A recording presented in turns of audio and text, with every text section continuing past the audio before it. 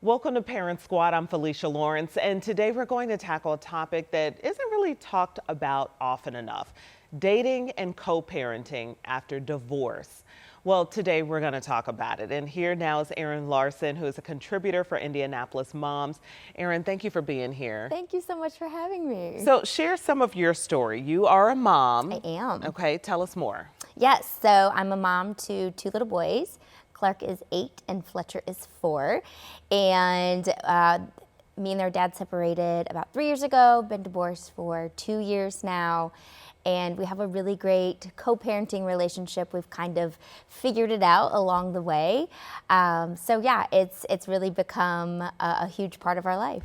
Yes, and we appreciate that you're so open, sharing not only your experience, but also trying to coach some other folks that might be going through the same thing. Yeah. It's a tricky subject. It can be a tough topic, and you want to know how to talk about it because you got to address it with your friends and with your family members, and everybody has questions.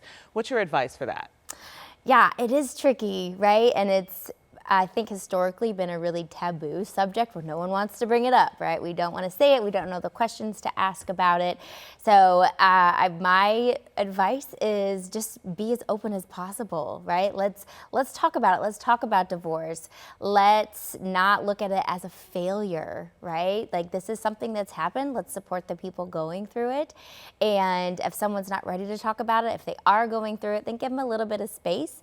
But I think if you come at it from a place of no judgment, of really support versus the judging, and just making it a taboo or a topic that's not taboo. Yeah, I think that I like what you're saying, to be open. Yeah. And I also think you should communicate your needs / wants at that time. Yeah. Hey, I will sit down and talk about it one day, but I need space. Or, Really? Here's what happened. Here's Yeah. how, let's just address it, and then let's not talk about it later. I mean, really expressing kind of what you need in the moment. And we know every person's experience is different. So let's talk about dating after divorce. Yes. Oh, so scary. So a lot of times you're in a relationship for a really long time. You haven't dated in a long time. So it's really scary to put yourself out there. But at least for me, pre-divorce or pre-marriage, I always dated with the goal of getting married.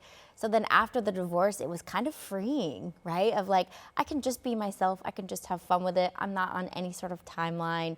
And so that would be my advice to anyone that is going through a divorce or has recently gotten divorced and they're thinking about dating. Just go have fun. Don't be on anyone's timeline.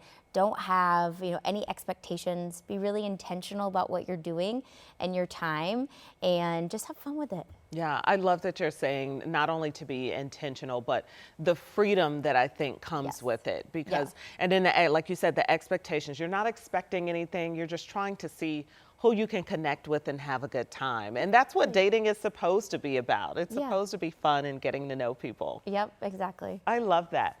Okay, so advice on how friends can be supportive, and how do you communicate to friends your needs?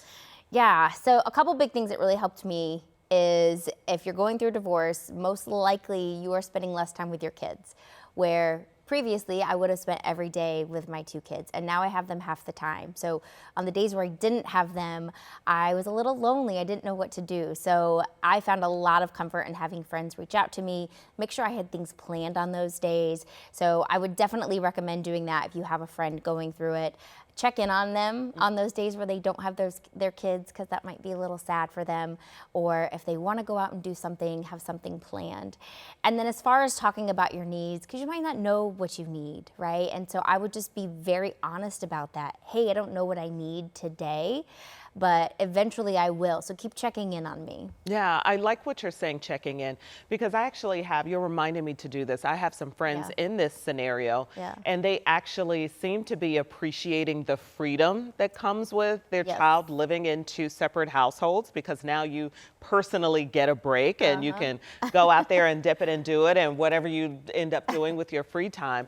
But maybe they do kind of have some emotions too, because things always change when you get a second to sit there and you think. Right. To sit there and think about your life and reflect, and it could be good, it can also be tough too. Yeah, I did also love that freedom. Yeah. It was like the first time in my life where I was it could be I good could go too, do right? whatever I want to do. Yes. No one's asking me what's for dinner. They're not I asking. can do whatever I want. They're not over there. That's his problem. Exactly.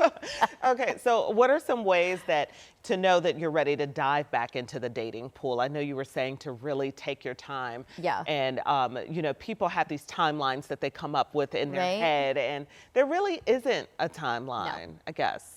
There's not. And then everyone's healing journey looks different too, because you do want to do some Absolutely. healing before you jump out there. Absolutely. And I think that's the thing to realize is everyone's journey is going to look very, very different. Yeah. So someone right after divorce might be ready, and that's okay. And someone, it might take them years, or if they're never ready, that's okay too. I think people compare themselves of, oh, well, this person waited, X amount of years to date, but I feel like I'm ready. And that's completely okay. So I think that is definitely a trust your gut, go with your instincts. Yeah. Whatever feels right, do that. Yeah, I mean, after all, we're all trying to figure it out. Yep. You talk in your blog post a little bit about falling in love with yourself again. Yes. What does that mean, and what does that look like? What did it look like for you?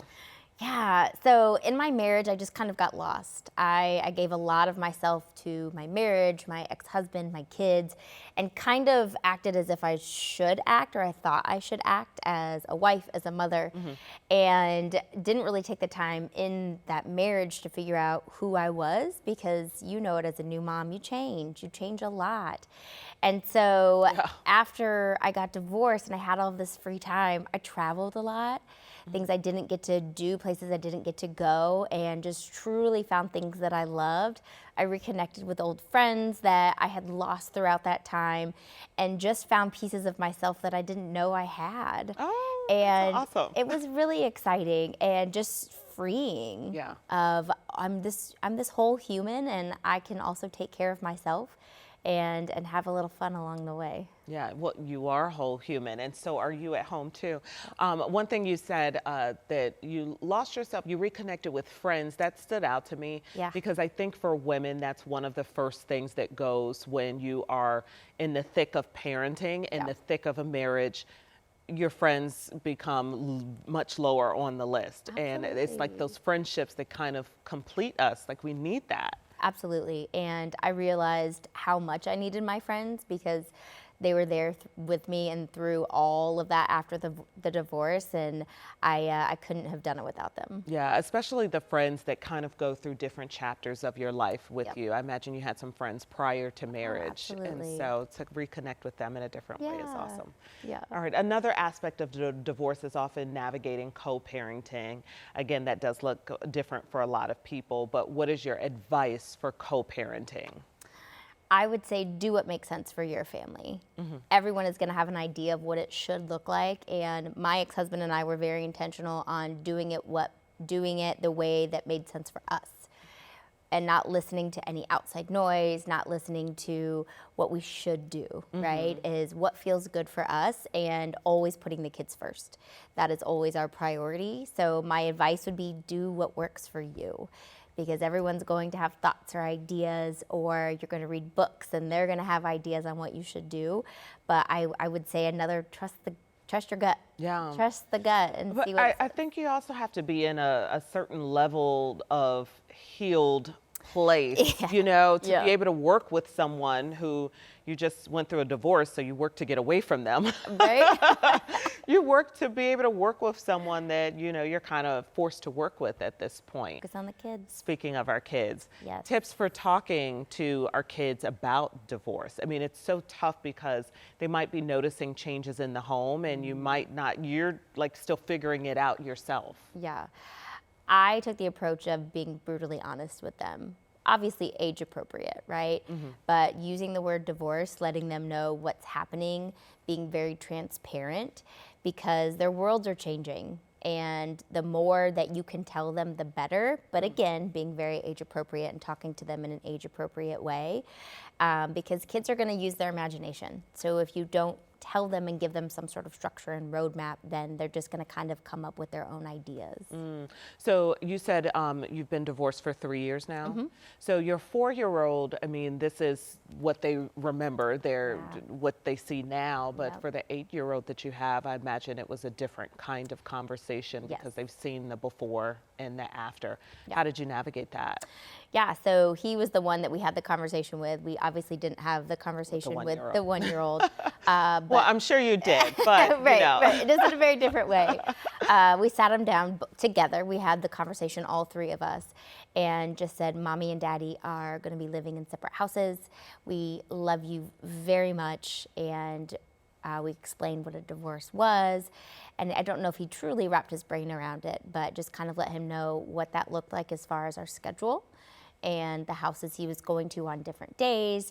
And he asked a couple of questions that you would assume a kid would ask, like, where are my stuffies going to be? Where are my toys? Where are my toys going to be? So the very important questions, right, that the kids will ask. But yeah, thinking through those things ahead of time too, and trying to be as proactive as we could have been so we could be ready for those questions together. Is there anything else you want to share? I would just say anybody going through it, lean on your people, because you're going to need support through this time. And like you said, you will get through it. And on the other side, it can be pretty beautiful.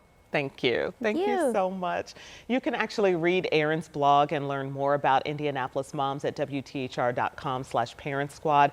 We have so much more to come, so stay with us. Don't move.